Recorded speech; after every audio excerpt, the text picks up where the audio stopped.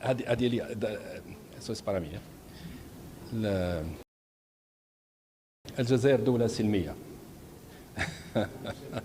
لا، ليس لدينا أي نية أو سياسة عدوانية ضد أي واحد في العالم، وخاصة عند الجوار. وإسبانيا دولة جارة مهمة واستراتيجية.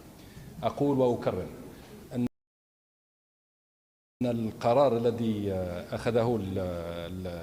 أخذته السلطات الجزائرية منذ سنتين، أذكركم 2018، على ترسيم الحدود، وفي مادته الثانية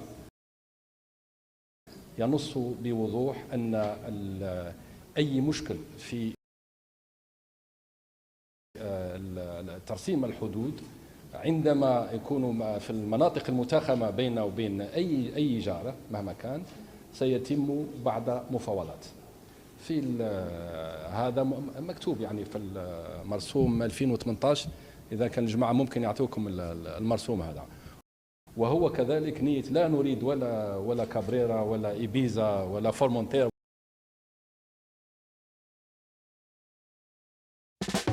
Hello sailors! Cabrera Island is a marine nature reserve. It lies on the southern end of Mallorca.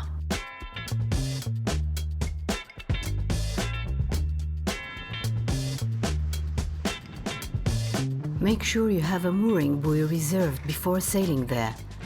Anchoring is not permitted in any bay inside Cabrera.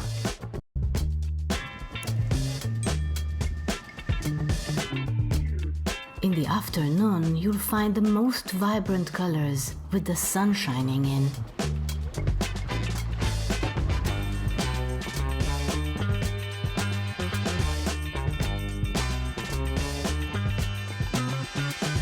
You can swim or paddle into the cave,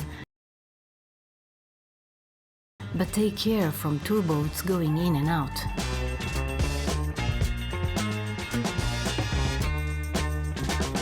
We spent the night in Puerto de Cabrera, the natural port of the main island.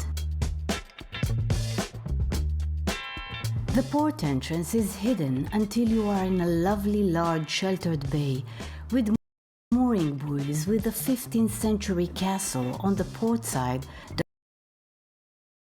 that rises from a clump of stones.